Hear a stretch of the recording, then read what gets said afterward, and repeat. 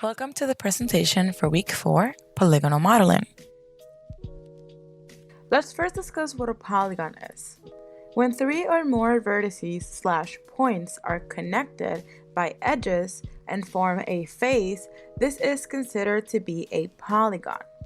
Polygons themselves are flat, but put a bunch of them together and you get a polygonal mesh, which are your 3D objects. Depending on how many sides your polygon has, it can either be a triangle, 3 sides, a quad, 4 sides, or an n-gon, where n is equal to the amount of sides.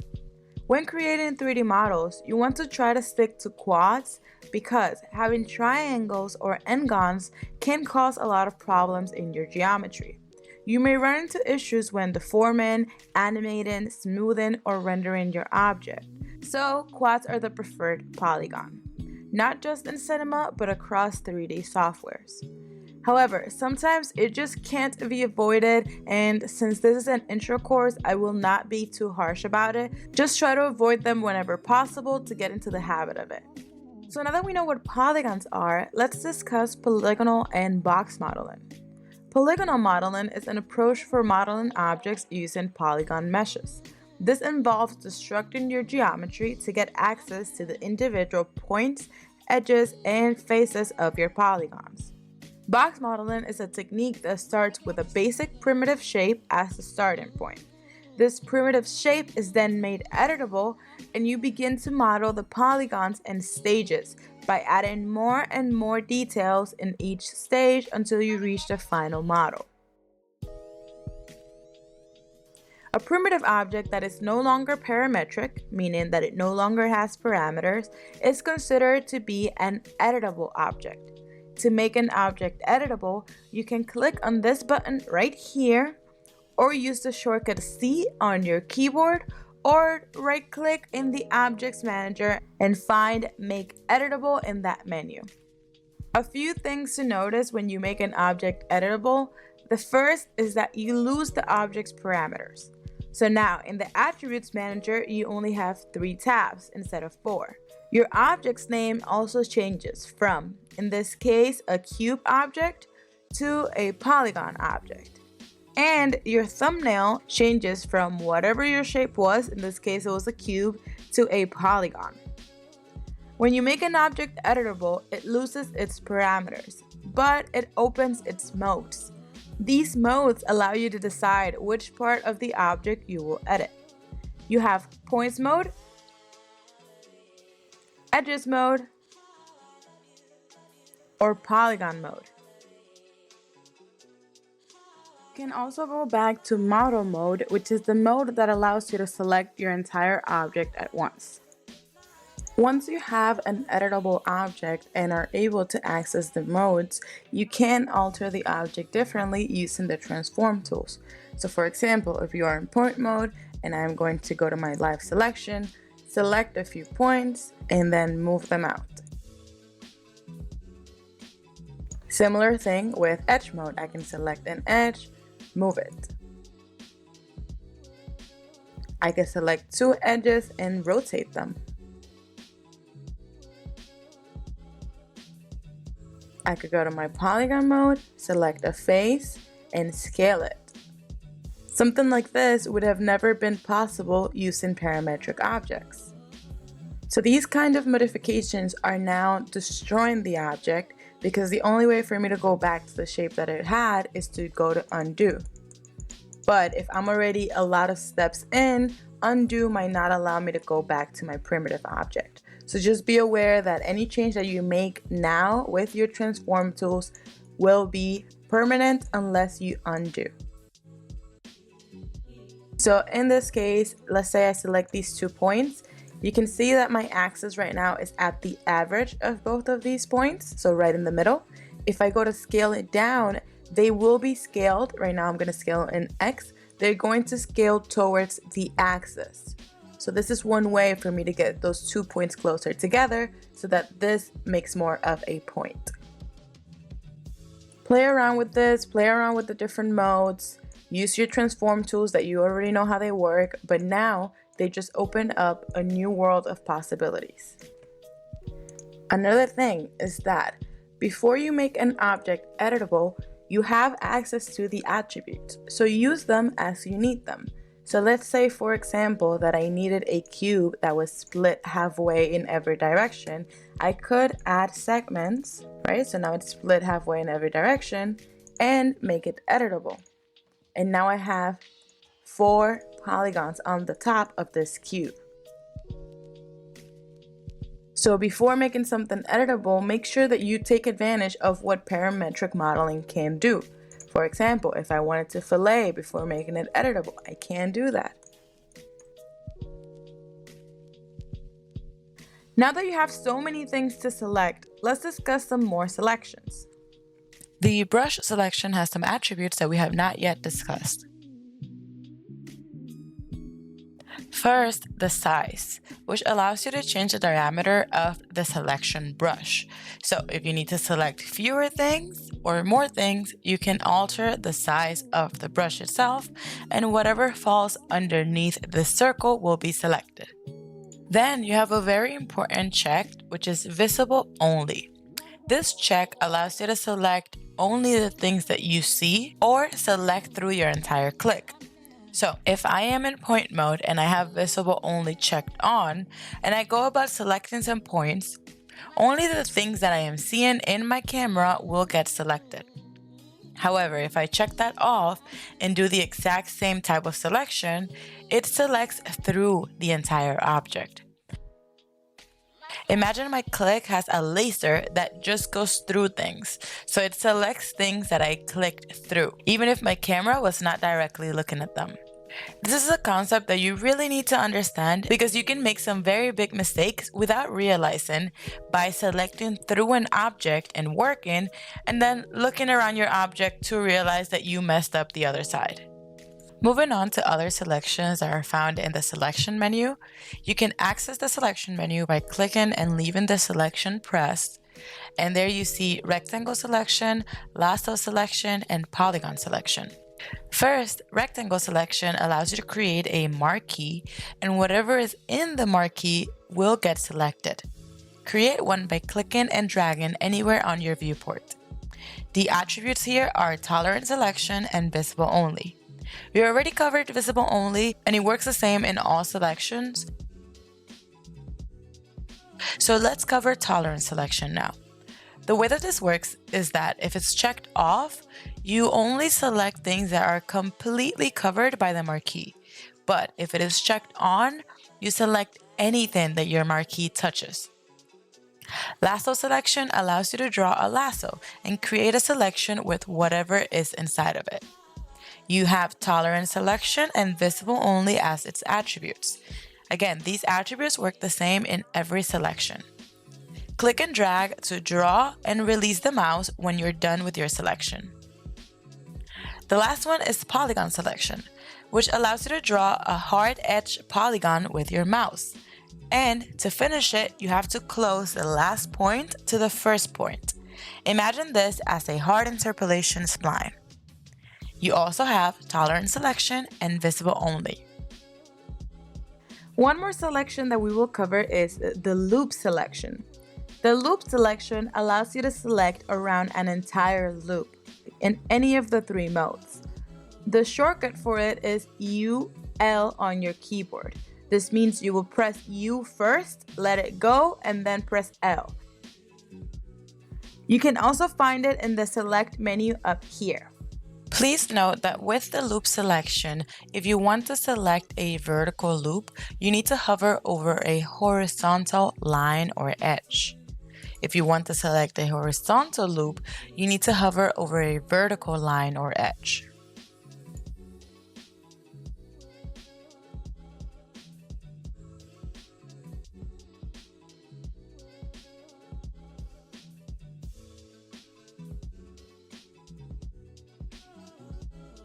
Alright, so now that we have modes and selections down, let's discuss our main 3 modeling tools. The first one is the extrude.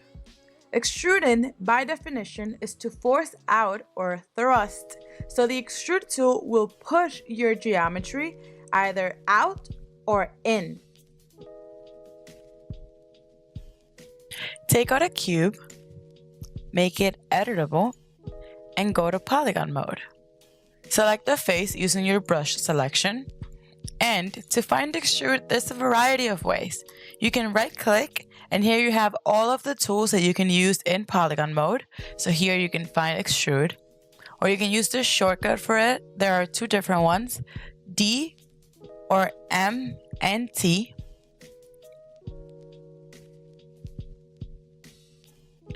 Another way to find it is here on the left side menu and clicking on it once. Click and drag to the left to extrude inwards, and click and drag to the right to extrude outwards. It is very important that when you are doing extrusions, you're doing it anywhere on your viewport that is not right on top of the face or on your axis. If you click on the axis, you're not doing an extrusion. You are just moving that polygon. Notice the difference. This is with the axis.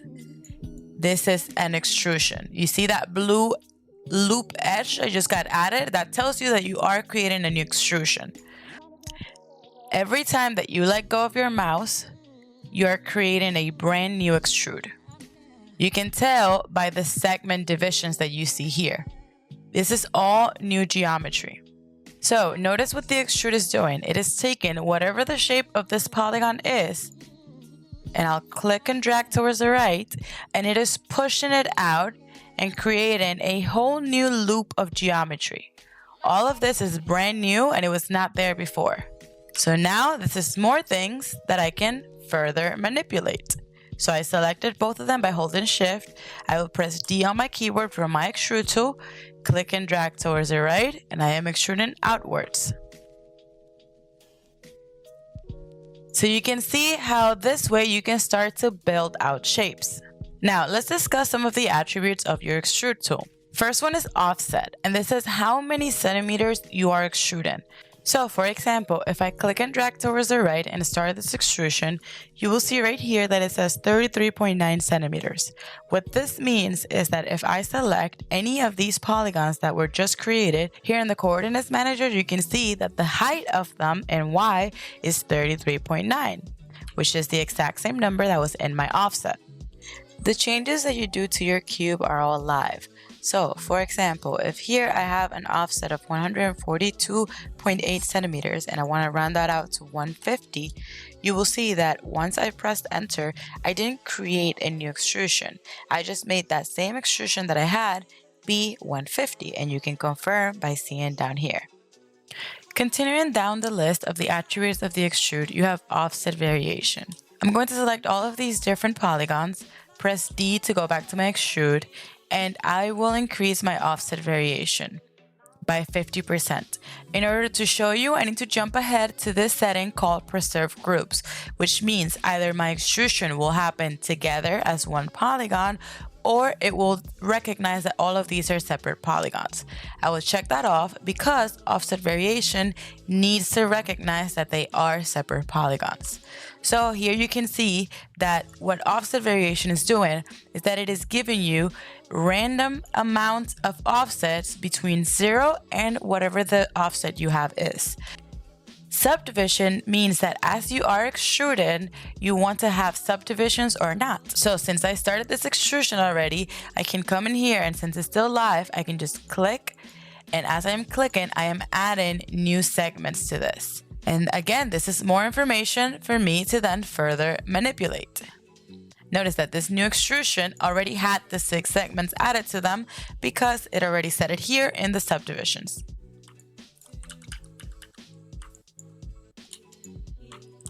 As I mentioned, your preserve groups tells you whether you're going to be extruding things together or apart.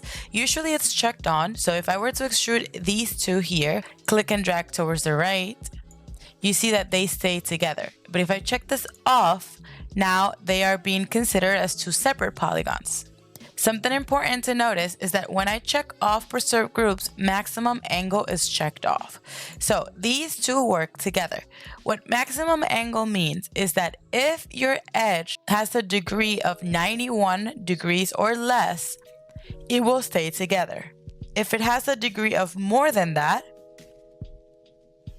as an example here, even though preserve groups is checked on, it's still considered them separate polygons. Your maximum angle is too little. So if you wanted to keep these together, you need to increase your maximum angle. Look at this demonstration of different polygons that meet at various different angles and how me changing the maximum angle alters whether the groups will be preserved or not.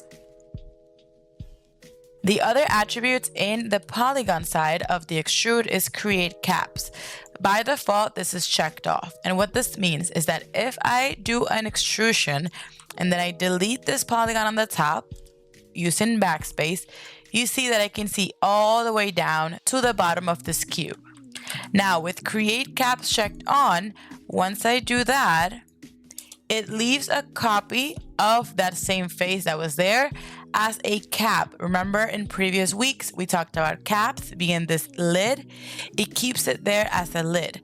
Look at these examples. On the left, it is a cube that I extruded twice with create caps checked on. So it left a lid here and a lid here. On the right, it is one that I extruded twice, but with create caps checked off. So there's no lid here and no lid here. So if we move on to edges modes, we now get access to the edges only attributes. But notice that the regular options stay the same. So offset, offset variation, subdivisions, preserved groups. In addition, now we have rotation in the edges, which helps us determine the angle of the edge extrusion. Lastly, we have point attributes, which if you extrude a point, make sure to change to point mode, it will extrude your point outwards and bevel the edge where your point used to be. The bevel option in the attributes is how much your base is beveling, and the bevel variation is varying level of bevels when you have multiple points extruded. Moving on, we have inset. Inset works similar to extrude, but instead of extruding up or down, it extrudes in or out. It makes an offset of whatever face you have selected. And inset only works on polygon mode. So once again, using a cube, let's select a polygon face, right-click and find inset, or use the shortcut I or M plus W. You can also find it on the left-hand side. If you click and drag towards the left, you extrude inwards. If you click and drag towards the right, you extrude outwards. Please notice that when you are extruding outwards with the inset, you get some weird shading happening. This shading is telling you that your geometry is overlapping. We want to avoid overlapping geometry whenever possible.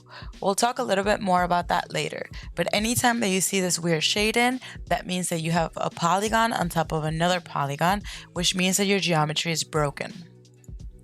In the attributes, you have offset, which is how much you are extruding, offset variation, which adds variation to multiple offsets if you have multiple polygons, subdivisions, which add subdivisions between your previous edge and your newly created edge, and preserve groups, which decides whether you are going to have multiple extrusions happening together or they're all going to be considered their own polygon.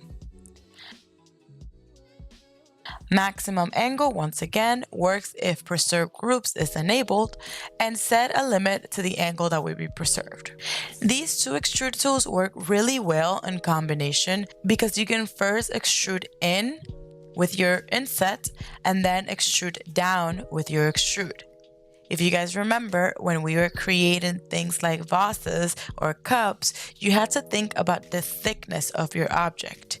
If you try to create a box and you only extrude downwards, your polygons are going to be 1, overlapping, and then 2, have no thickness. You have to think about your polygons as what's building out your object. So you need to think that we are working in 3D. If we want thickness, we need to actually build that out. Lastly, we have the bevel tool, which creates beveled edges and corners.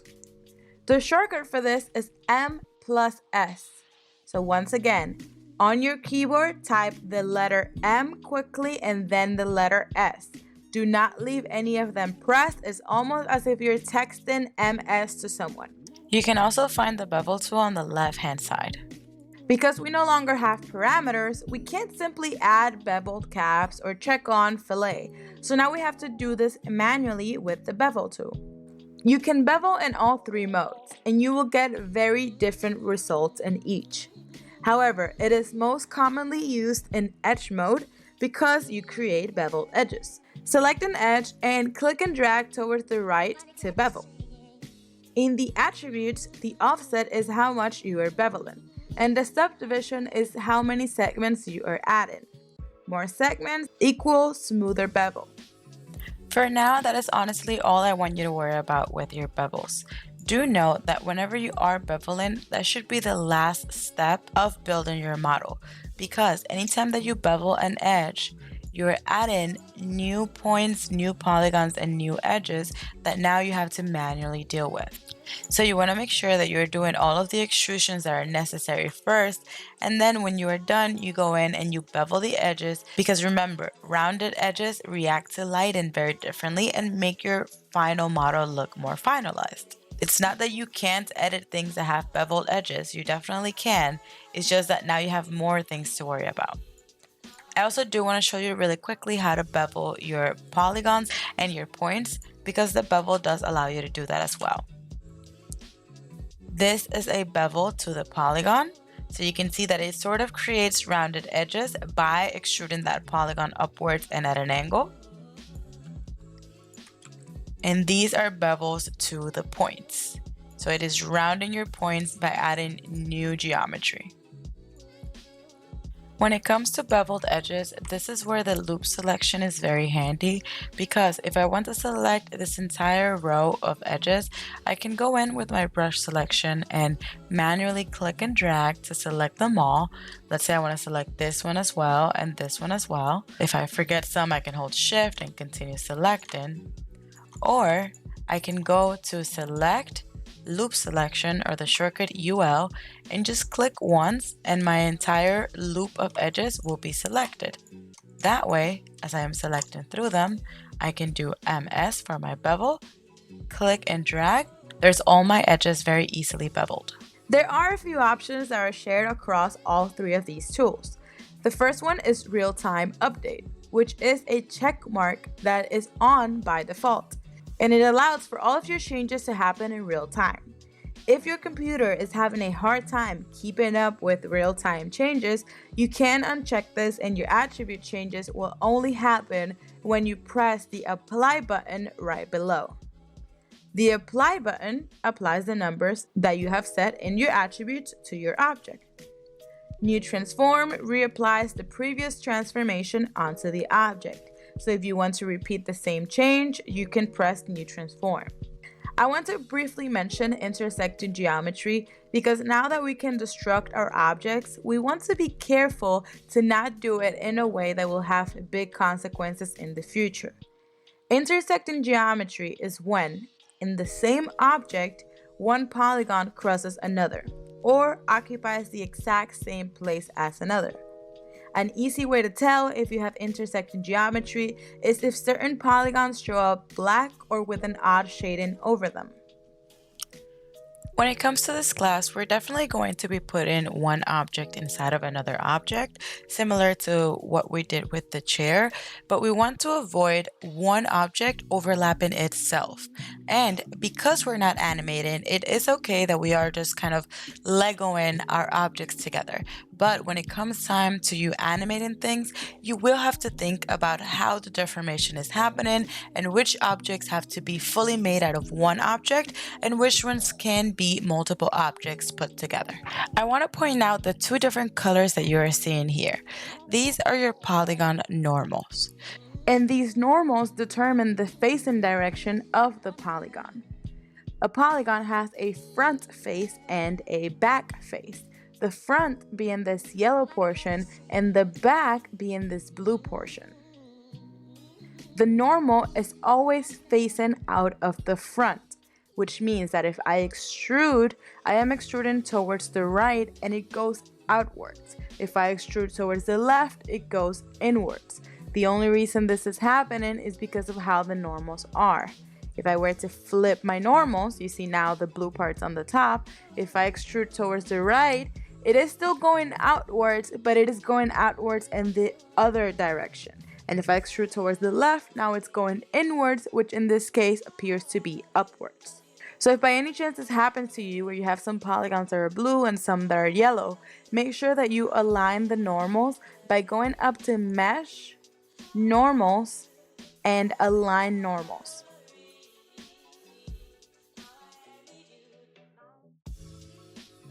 Lastly, just a bunch of selection shortcuts for you to get familiar with. The ones that I would push for you to memorize are add into a selection, Shift click, removing from a selection, Control click, and switching between the last tool you were using to your selection tool, spacebar. One more thing, if you have a point, edge, or polygon selected and you press delete on your keyboard, it will delete this polygon. So just be aware of that.